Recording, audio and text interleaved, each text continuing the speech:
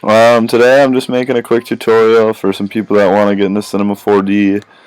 I think one of the easier ways that you can start to play around is low poly because there's a lot of fun stuff you can do with it to create some high quality and abstract or more abstract landscapes and scenes. Alright, so first I'm going to start with a new scene, and we don't want that. Anyways, we're going to make a sphere.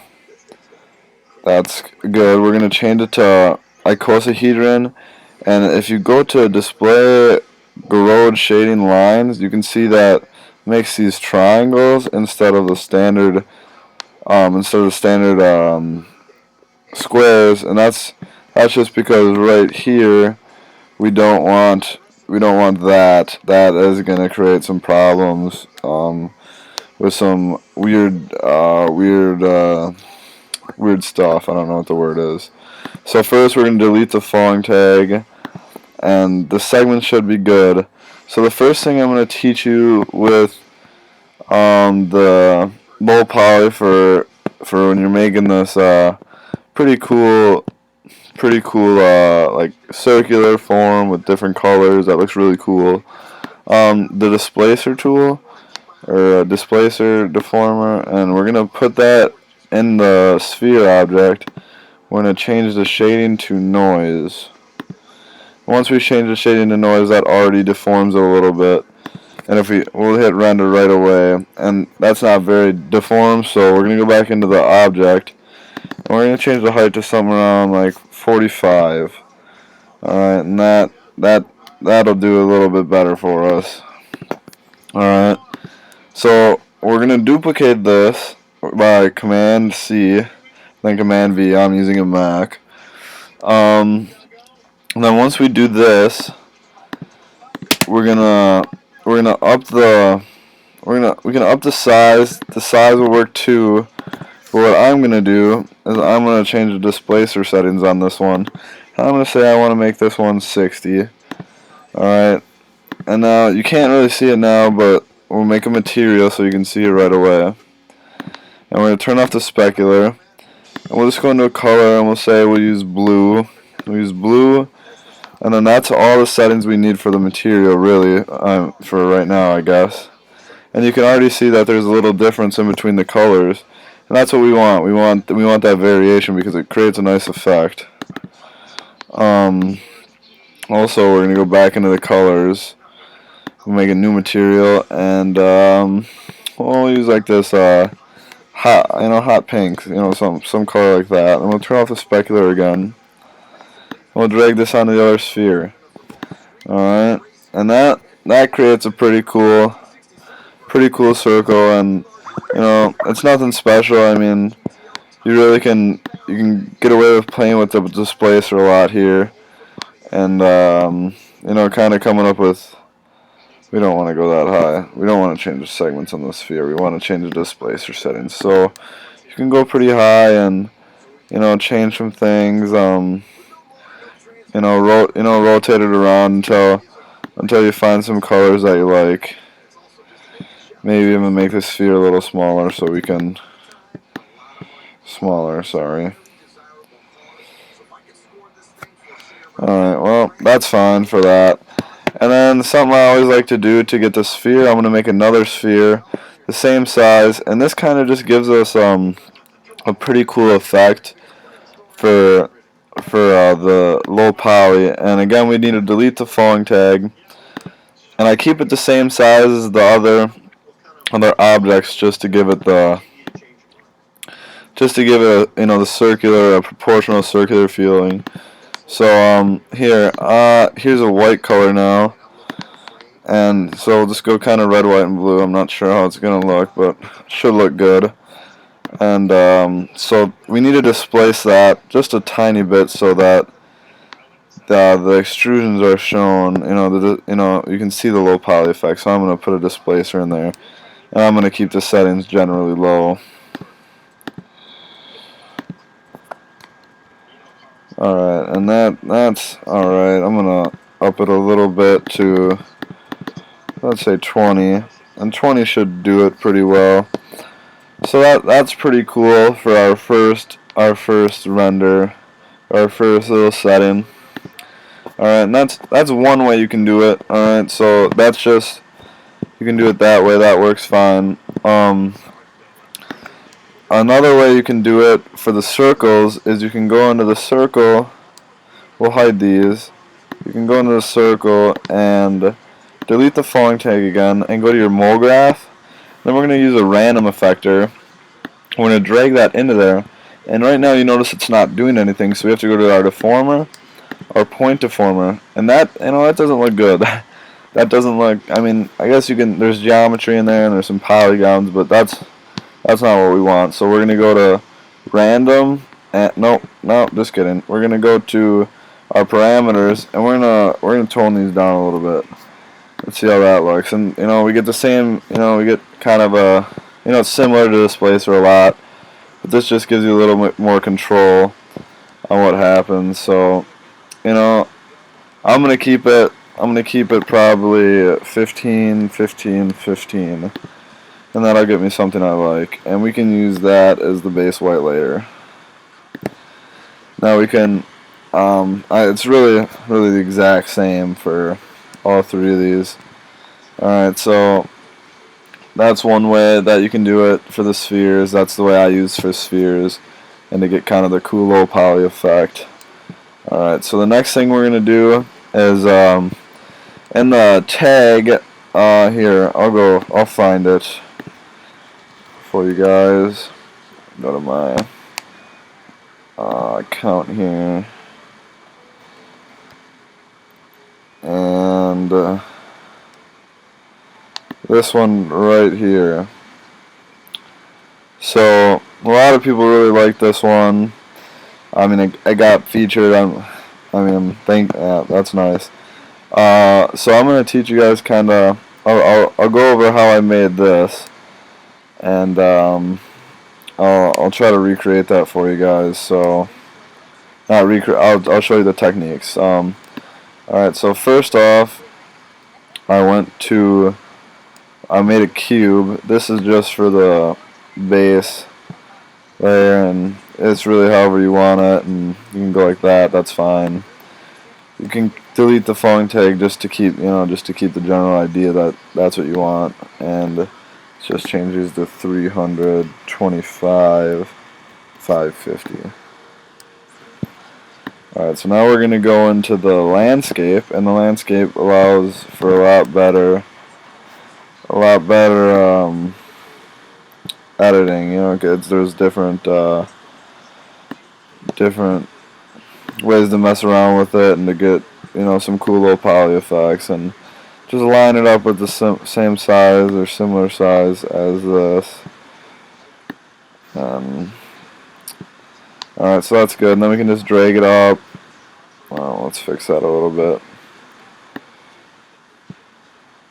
Doesn't have to be exact, because we're creating an island effect. Alright, so we can say that's pretty good. And one of the things you have to do when making a low poly landscape is first delete the falling tag, go back into the landscape, change the width to around 20 and 20, and that's going to already give you that nice low poly effect. With that, I will play with the height a little bit, see what height you like.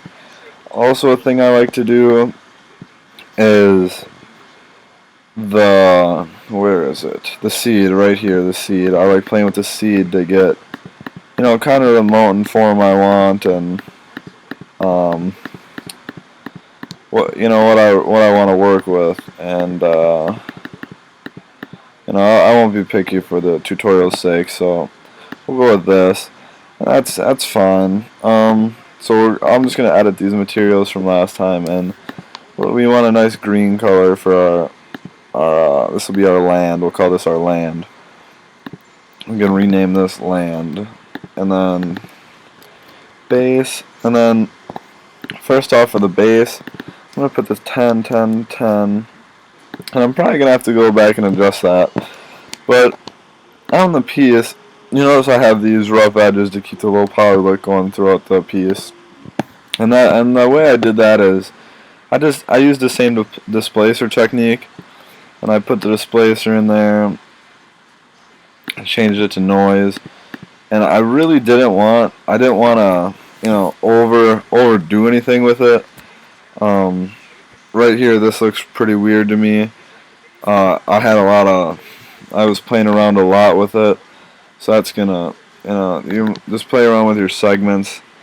Your segments should be able to fix the problem eventually after you. All right, and that'll be fine. And then I'll change this white texture to the brown that we're gonna use. The brown right here. That's fine. When you're doing this, play around a little more with your colors. Like, see, that's too dark, so I'm gonna go back in and I'm gonna make this a lighter dull brown. So something like that should work. And turn off the specular. I forgot to do that. There. All right. So now to create the water, what I'm gonna do is I'm gonna go into this one, and I'm going to duplicate it and that, so that works. But then for the water, we need to here, let's switch these around. This is going to be our land, and this is going to be our water. So let's put the water on this and see what we can get from there. Alright.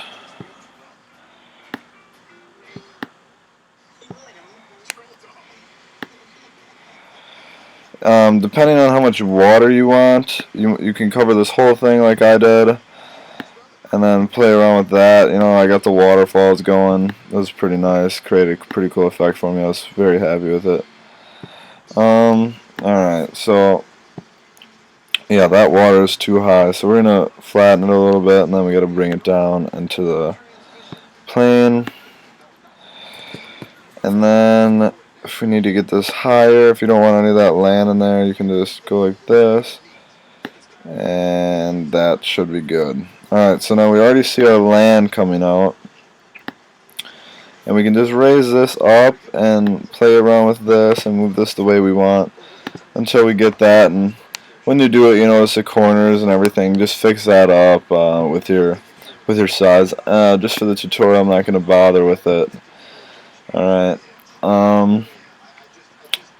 So that's how you do that, and then just use another land, same settings. I usually spike this up higher, make this small, smaller, and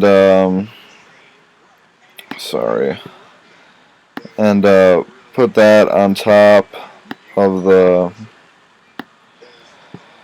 and then I give it a gray texture, and that usually works out pretty well.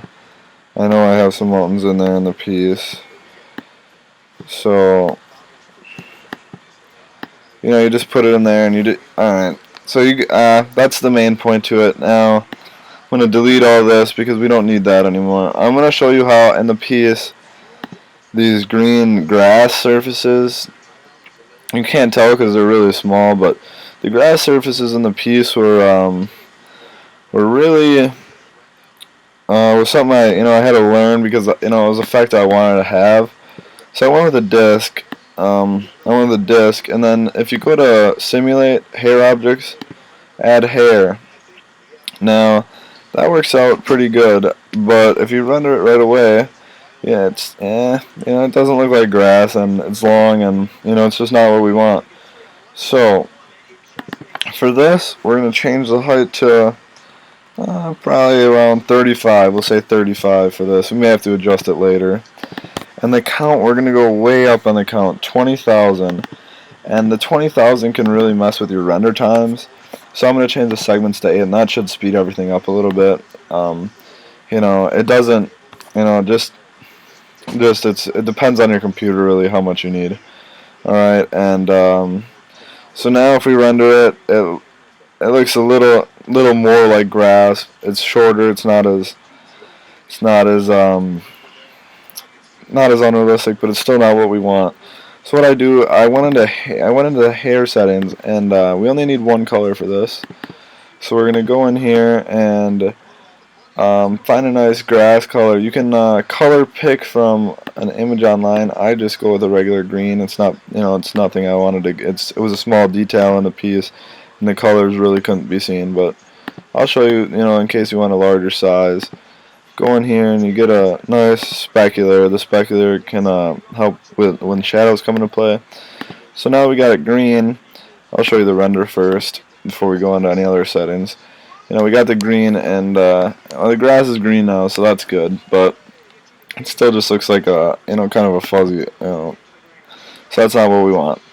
We're gonna go to lengths, and you can change the variation on the length. I like to do this. I like to go about 50. 50 is nice.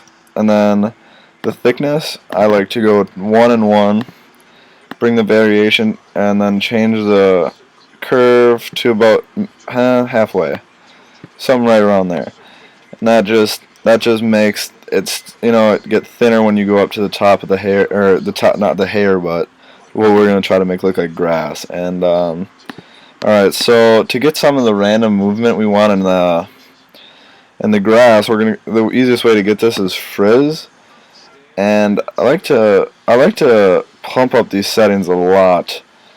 I really like to get them going because it gets you some nice effects, and you can also get you can put this grass on other objects, and it really works nice. It gives you a nice effect. Now if we render it, it looks a lot more like grass, a lot more like grass actually. The last thing is that I'll show you in this is I got the Grayscale Gorilla Light Kit Pro that they have. You can get it for free online by googling it pretty much and download it online. Linear daylight, so I double click that and it puts it in there. Linear daylight, for some reason, not exactly sure why, but it gives you nice shadows, and this should make it look a lot better. There's one more thing I have to change on the daylight settings to be perfect for the hair. It takes a little longer now, but it gives you some light in. What I need to do is I need to go into the daylight and go to the sunlight, and the shadow, I want them to be ray traced hard. And this, I gotta delete that in order for this to work. I needed to go to ray traced hard, or I'm going to turn the density down a little bit too. You can also use soft. I prefer hard. And this should give it a lot more of the shadows from each of the individual hairs. Maybe hard to see because there are so many hairs that we used. Alright, yeah, so it kind of offsets the color. You can really use whatever you want. And the piece I made, I didn't use the daylight. I kept it like this, and I rotated. And then another place I like to get a lot of my stuff is the content browser.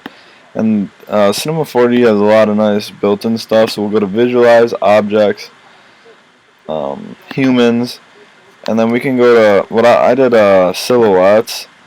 And there was this guy pointing, and I really liked it. I liked it a lot. So when you do that, the guy pointing, it was really nice, and I messed with the settings to get him how I wanted. But you can change the size, and it works out nice. And once you add your lighting in there, he'll cast a shadow onto the grass, and it looks really nice. Okay. Alright, so that's enough of that. The next thing I'm going to show you guys quickly is another way to get some low poly effects. I haven't made a piece using this yet, so hopefully nobody beats me to it. What I'm going to do is I'm going to go into I'm going to make a plane, and I just learned this recently. I hadn't been making low poly like this before, but we're going to crank the width and the height up to 1000, change the segments to about 45, and then we're going to delete the falling tag again. Alright, so now with the plane, you can always make variation, using, it'll like bump up and down if you use the displacer, but there's not a lot of control you can have with it because it's just a flat object.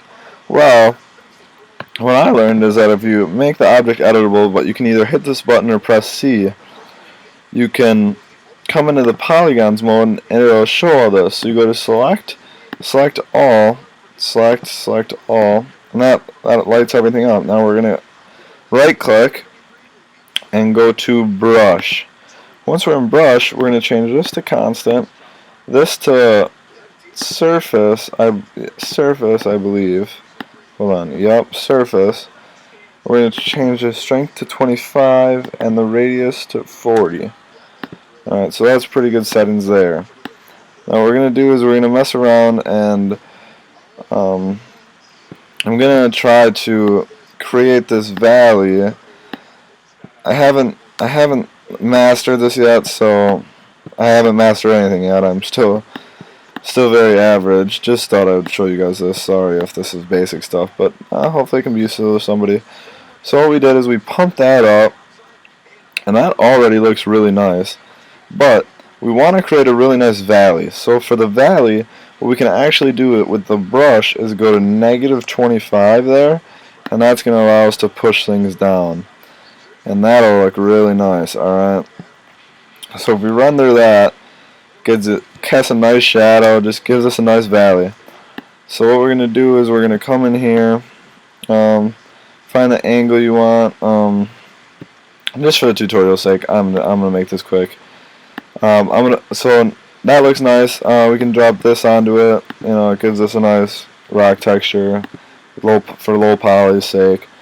And then for that, we're gonna put in another plane, because since we made this valley, it's really nice to put water over it, I think. And a nice way to do that is just to add another plane and to move that to cover the valley right there. So already that's gonna be kind of a nice water for us. And that it just looks like a puddle or pond. A way to get the depth back is to go into your settings and change the transparency. Now if you change the transparency full, you're not gonna be able to see it. So what we gotta do is we gotta go to brightness, and 50%. Really play with it. Works better sometimes than others. The transparency is going to need to be more, so we'll try 80 now because that wasn't very transparent before. And you can start to see down in there. Well, another thing with this is it just looks flat, and water isn't flat, so what we got to do is we got to make it editable. We're going to go back to our brush and pump some of it down, and now you get some of that variation and some of that low poly look. Alright, and that looks pretty nice. You got to play with some colors. You can add reflections, whatnot. Fish, boats, scenery. You can change it up any way you want. But these are some nice I think nice techniques in order to come up with something you really like. If you lit the scene, it would probably look a little better. So we can come to a spotlight even, and we can take the spotlight, and we're going to need to bring it over here. And then rotate it about 90 degrees, and then we're going to bring it up.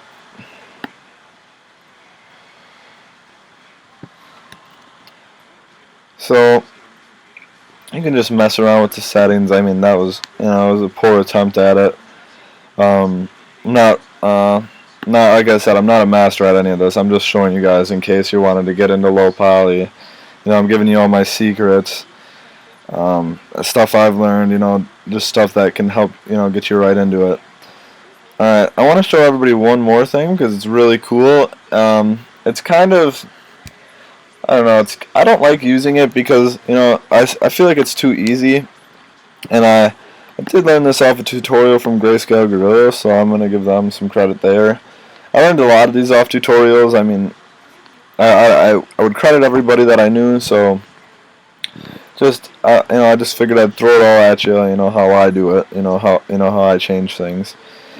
And what I'm going to do with the sphere now is make it editable. And we're going to come in and make a new material. In the material settings, we're going to come make this black. And this is for anybody that doesn't want to watch anymore. This will be the last thing I do. This is displacement, so we're going to subpoly displacement to get a really nice effect. So we're going to put the reflection on. And for now just makes it a lot more realistic. Put this down to like 38 and 16.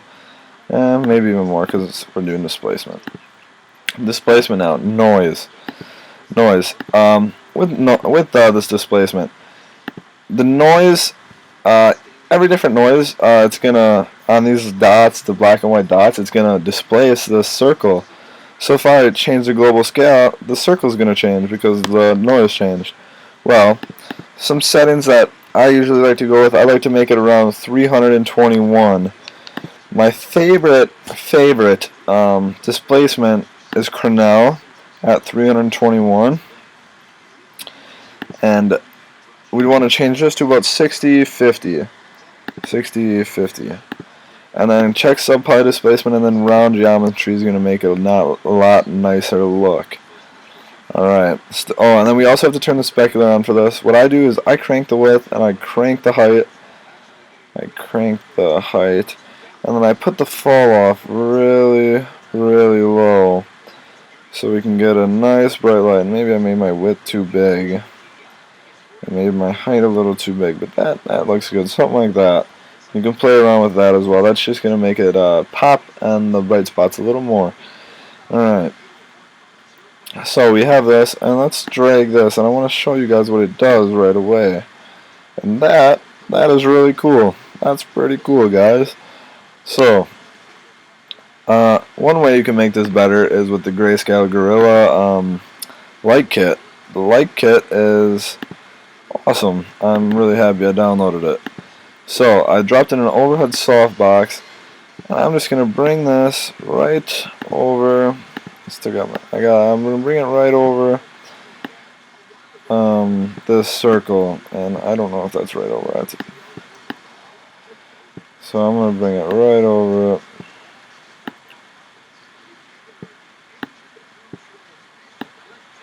Alright, that should be fine for now. It's not really. Alright, so that's good. Now we're going to zoom back in. We don't want to see the saw-off box, obviously. Alright, so I'll show you the render with this now. And this makes it look frickin' sweet. That's frickin' cool. Alright, but it destroyed all the detail on the bottom because it's coming from the top, so it's obviously a shadow there. So what I do is, you can do this, you can get this a couple ways. I use an area light and I rotate it, and I rotate it 90 degrees. And I'm going to bring it down, and I'm going to bring it under this.